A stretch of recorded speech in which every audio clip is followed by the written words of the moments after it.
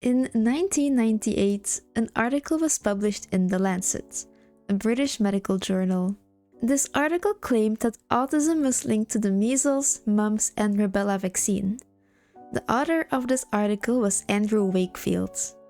Andrew was a doctor and surgeon who specialized in liver transplants and inflammatory bowel diseases. In 1995, he was approached by Rosemary Kessick, the mother of 8-year-old William, who had autism and bowel issues. Andrew saw 11 more children who were diagnosed with autism, had bowel issues, and who were vaccinated. This is what led Andrew to write his article in The Lancet. He made the claim that the vaccine would cause autism.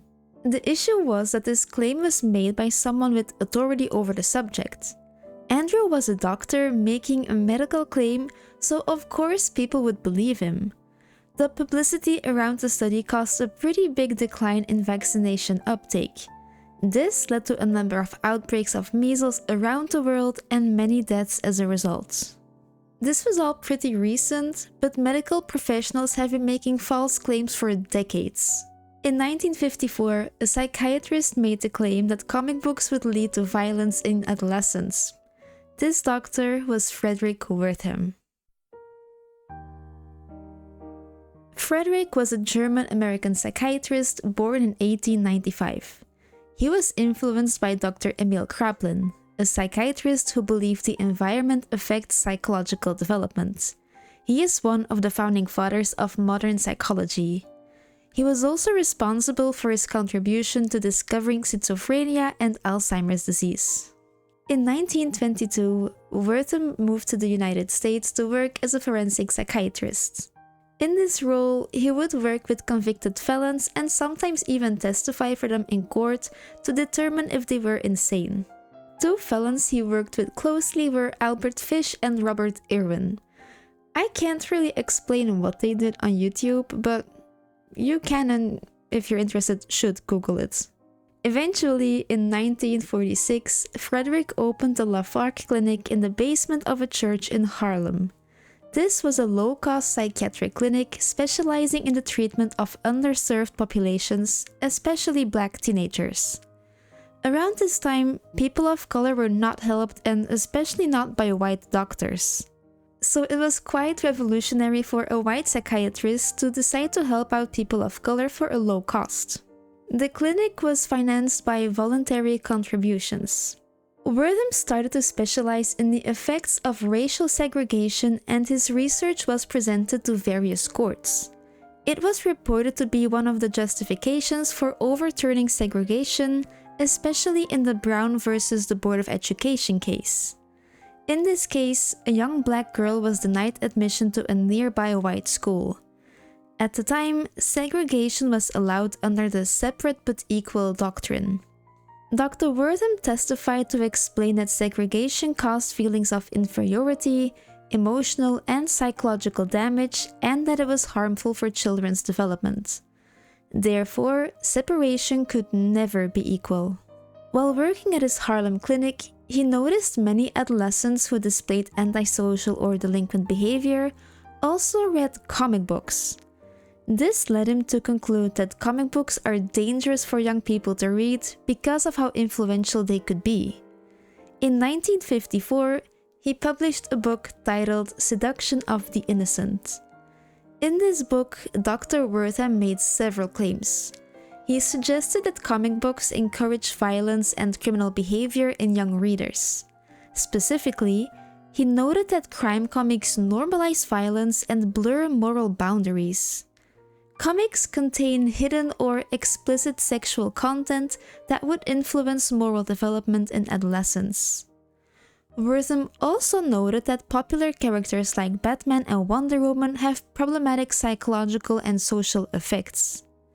Besides superhero comics, he had an even bigger issue with EC Comics, who produced crime and horror titles with some gruesome images. These conclusions were based on anecdotes and selected comics, not systematic empirical research. By the end of his book, he calls for a social intervention against comics. He justified this by using a metaphor. He said that if all the sick children he sees read comics, then comics must be a source of social sickness. Some claims were found to be ridiculous, such as the idea that Batman and Robin were gay lovers, which would allude to sexual themes. Those claims were met with skepticism from other mental health professionals, but Wertham did receive support from other influential figures, such as the Senator Estes Kefauver.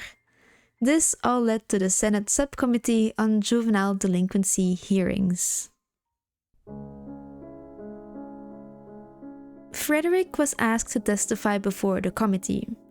During his testimony, he restated several arguments he made in Seduction of the Innocent, basically arguing that comics would lead to juvenile crime. Wertham repeated his call for national legislation based on the public health ideal that would prohibit the circulation and display of comic books to children under the age of 15. Wertham came with some wild claims, and I cite, "I think Hitler was a beginner compared with the comic book industry. They get the children much younger. They teach them race hatred at the age of 4 before they can read." And formerly, to impair the morals of a minor was a punishable offense. It has now become a mass industry. One citizen who was present in these hearings was William Gaines, the publisher of EC Comics. He volunteered to testify as well. Gaines started his testimony by stating that all of this was about our own children. He questioned if the people should fear their own kids. He argued that they are citizens too, and they are entitled to select what to read. Believing a child would commit crimes because they read it in a comic would be to believe the child was simple-minded. He continued by stating that the roots of crime are much deeper and that they should take a look at the environment in which children live, not the fiction they read. Now, EC Comics was very progressive. We are talking about the 1950s, a time when racism and segregation were very prevalent. The vast majority of media was white-centered. EC Comics, however, published stories showing the evils of racial prejudice, and they had people of color in heroic roles. This is where the Senate hearing took a big turn. Mr. Beezer, the man who was questioning William Gaines, asked him if he used his pages of the comic books to send a message against racial prejudice. Mr. Gaines agreed. So Mr. Beezer continued, and he asked William Gaines if he believed he could reduce racial prejudice by sending a message in the comic books. Mr. Gaines answered that he did believe he could do that and that it was working. So he believed comics can influence children. If you believe it can influence children in one direction, then why not the other? And that was the end of Mr. Beezer's questioning. The committee concluded that comics aren't to blame for crime, but that the comics industry should tone down their content voluntarily. Publishers may have felt threatened, so they developed the Comics Code Authority to censor their content. This code banned violent images, concepts, and words such as terror and zombies, and they also ruled that criminals must always be punished and they shouldn't be written in a way that the readers could sympathize with them. The Comics Code was used as a seal of approval to show the people that the comic was considered safe. During the 80s and 90s, comic book publishers started to rebel a bit more, and they started publishing more comics without the seal of approval. DC, for example, participated in this as well. Swamp Thing issue 29 was denied the CCA approval. Yet, DC decided to publish it anyway. Series like Watchmen and The Dark Knight Returns launched without the approval as well. In 2001, Marvel submitted an issue of the series X-Force that was denied.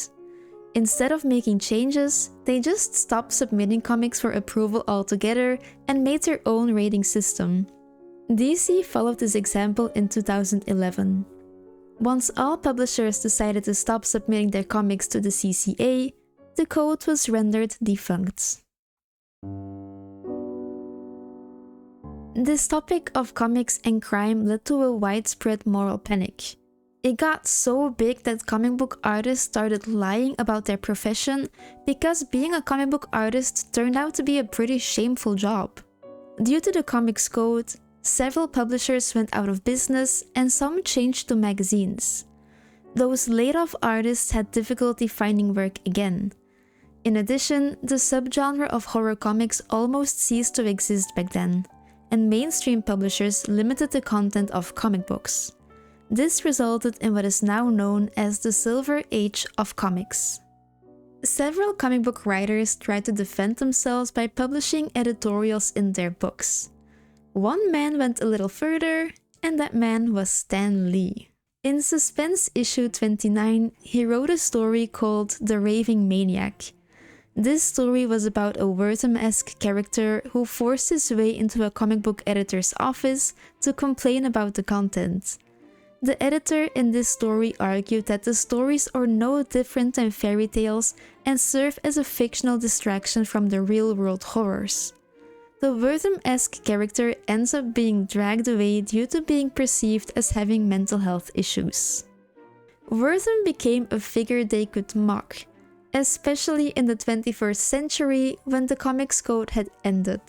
Even Grant Morrison noted that they used villains with mental illnesses, such as the Joker, to mock Wertham and his criticism of comics. When the code still existed, artists and writers had to be more subtle, and this was visible in how they portrayed psychiatrists in their stories. In Welcome to Arkham Asylum, Essays on Psychiatry and the Gotham City Institution, Sharon Packer wrote, "Dr. Hugo Strange was one of the earliest Batman villains. Strange began as a geneticist before he morphed into a sinister psychiatrist and asylum superintendent in response to the anti-comics crusade led by psychiatrist Dr. Wertham. Fredric Wertham lived until 1981 and he never changed his mind about comics. In a BBC interview from 1981, he stated that Superman is a symbol of force, violence, and power. He even said the Nazis were imbued with his Superman spirit." One question I would like to touch upon is if Dr. Wertham was justified in his statements. People who talk about him are usually pretty harsh, while I believe it's not all that bad. Wertham did not hate comics. He was more frustrated by how easy it was for children to access them. He never wanted to cancel or ban comics, he just wanted the circulation of comics to be regulated. Comics used to be sold on newsstands, making it very easy for young children to grab comics that could be deemed as a bit too horrifying for their age. The Comics Code Authority could also be seen as a good thing. If the CCA didn't exist, we wouldn't have had a bit of a silly Batman in the 50s and 60s, which means we would never have gotten the Adam West show. Without the Adam West Batman series, Frank Miller wouldn't have reworked the character for The Dark Knight Returns. Because of this, Tim Burton probably wouldn't have made Batman 1989. Indie books wouldn't have been as groundbreaking since there was no CCA to break away from. These restrictions, in a way, led to creativity. Psychology has also come a long way. We know a lot more about correlation and causation, and it's simply not possible to say that comics lead to violence. If you survey everyone who has committed a crime, you'll also find that a lot of them drink coffee. It would be absurd to conclude that drinking coffee would lead to criminal behavior. Fredric Wertham based his conclusions on surveys he supposedly took in reform schools. The data was falsified and the sample was already mentally troubled, so not representative at all. In 2024, I conducted a similar research, but I surveyed comic book readers on their criminal behavior. If you're interested in that, I suggest you watch this video next. Thank you so much for watching, and I will see you in the next video. Bye!